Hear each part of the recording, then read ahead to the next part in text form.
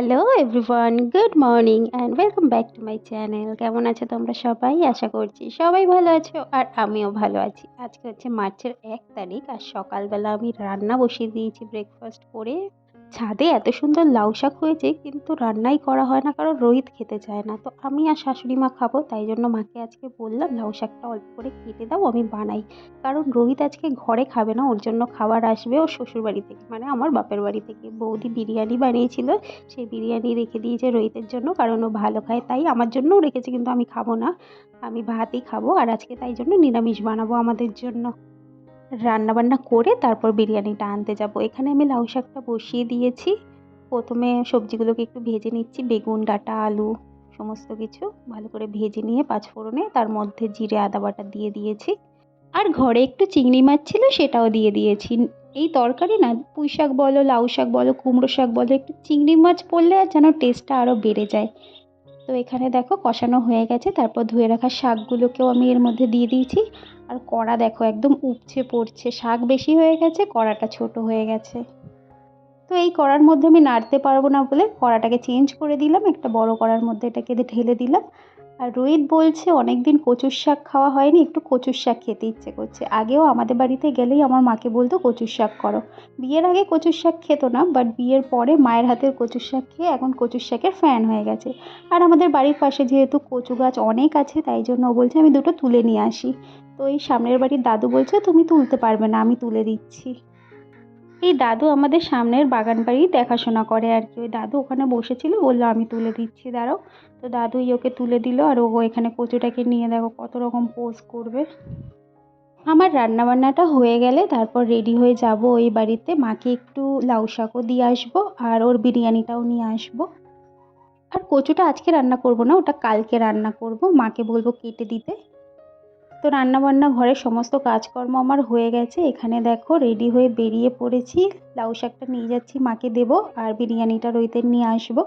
আর একটু বসে গল্পও করে নেব, কাছে বাপের বাড়ি থাকার তো এই সুবিধা। তো এই হচ্ছে রইতের বিরিয়ানি, যেটা দেখতে তো ইয়াম হয়েছিল। তো বাড়িতে এসে স্নান করে আমরা খাওয়া দাওয়াও করে নিয়েছি, খেয়ে দিয়ে এখন একটা ঘুম দেবো। Good morning everyone. আর আজকে হচ্ছে নেক্সট ডে। গতকালকের ব্লগটা ওই দুপুর অবধি রেখেছিলাম, বাপের বাড়ি থেকে এসে স্নান করে খাওয়া দাওয়া করে ঘুমিয়ে পড়েছিলাম। আর ঘুম থেকে ওঠার পর সেরকম কোনো কাজ ছিল না, তাই আর ব্লগটা কন্টিনিউ করা হয়নি। আবার আজকে সকাল থেকে শুরু করলাম। ঘুম থেকে উঠে আগে ব্রেকফাস্ট করে নিয়েছি ফ্রেশ হয়ে, তারপর বিছানাটাকে গোছাচ্ছি। জানলা বিছানা সমস্ত কিছু গুছিয়ে নিয়েছি।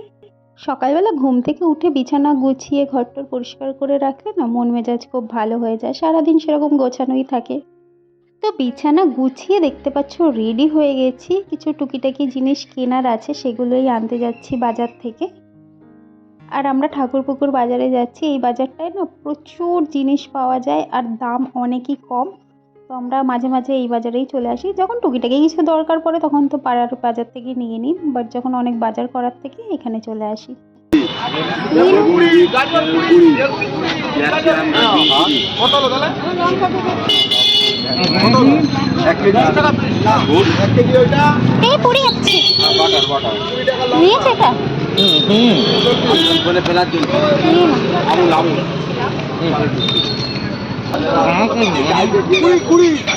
ক্যাপসিকাম, হ্যাঁ হ্যাঁ,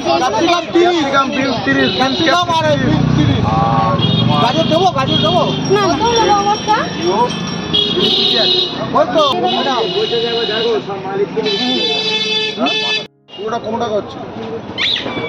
দেখলে এই বাজারটা কত সস্তা। মটরশুঁটি বলছে 30 টাকা কিলো, টমেটো 12 টাকা কিলো, প্রচুর সস্তা। বেগুন 20 টাকা কিলো।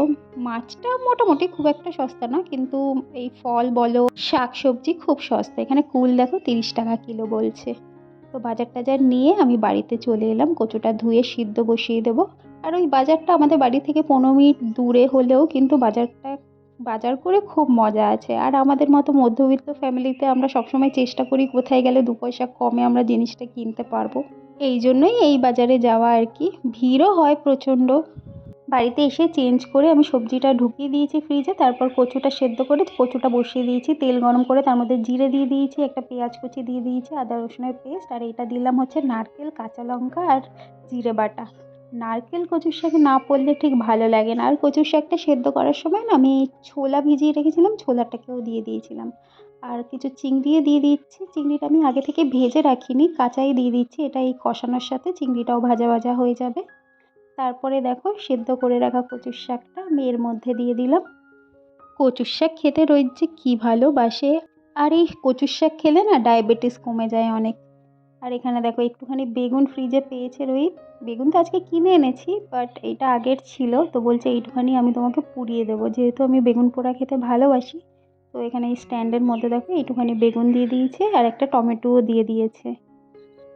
তো আজকে দুপুরের মেনু হচ্ছে কচুর শাক, ফুলকপি আলু দিয়ে মাছের ঝোল, ভোলা মাছের ঝোল, বেগুন ভর্তা আর ডাল করেছি রোহিতের জন্য, ও তো বেগুন খাবে না। আর তোমরা যারা আমার এই ব্লগটা দেখছো, আমার এই ব্লগের মধ্যে যদি তোমাদের কিছু ভালো লেগে থাকে প্লিজ একটা লাইক করো, কমেন্ট করো আর আমার চ্যানেলটাকে সাবস্ক্রাইব করে দিও। তোমাদের একটা লাইক কমেন্ট কিন্তু আমাকে ভীষণভাবে মোটিভেট করে নেক্সট ভিডিওটা বানানোর জন্য। আর রিসেন্ট আমি মিনি ব্লগ বানাচ্ছি, তোমরা আমার চ্যানেলে গিয়ে দেখতে পারো, আশা করছি তোমাদের ভালো লাগবে।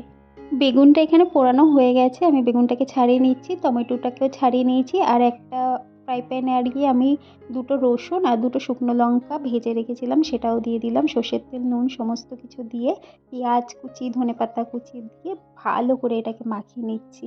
আমার তো এই বেগুন ভর্তা দিয়েই ভাত খাওয়া হয়ে যাবে, আমার আর কিছু দরকার নেই। তো এই হচ্ছে আজকের লাঞ্চ মেনু, বেগুন ভর্তা, এখানে আছে কচুর শাক আর ফুলকপি আলু দিয়ে মাছের ঝোল করেছি। কচুর শাকটা লাস্টে একটু গরম মশলা আর একটুখানি চিনি দিয়ে দিচ্ছি, তাহলে টেস্টটা আরও বেড়ে যাবে। রান্না বান্না করা আমার হয়ে গেছে, রান্নাঘর পরিষ্কারও করে নিয়েছি। এবার একটু ছাদে এসেছি ময়লাটা ফেলতে, নিচে গিয়ে ঘরটা মুছে নেব, তাহলেই কাজকর্ম কমপ্লিট। আর বাইরে দেখেছো দুটো বাড়ি হচ্ছে। আর এখানে দেখো এই অ্যাডিনিয়ামের দানা লাগিয়েছিলাম আমি, চারা বেরিয়েছে, চারাটা একটু বড়ও হয়েছে। আর ক্যাপসিকামটা তো পুরো লাল হয়ে গেছে, এটা ক্যাপসিকাম না লঙ্কা ঠিক বুঝতে পারছি না। আর এখানে যেটা আমি ক্যাপসিকাম গাছ বসিয়েছি, গোড়াটা পুরো শুকিয়ে গেছে বলে একটু জল দিয়ে দিলাম, বেগুন গাছেও দিয়ে দিলাম। তো এখন নিচে গিয়ে ঘরটা মুছে স্নান করে খাওয়া দাওয়া করে শুয়ে পড়বো। তো ভিডিওটা এখানেই শেষ করছি, ভালো লাগলে প্লিজ সাবস্ক্রাইব। দেখা হচ্ছে নেক্সট ব্লগে। আজকের মতো টাটা, সবাই ভালো থেকো।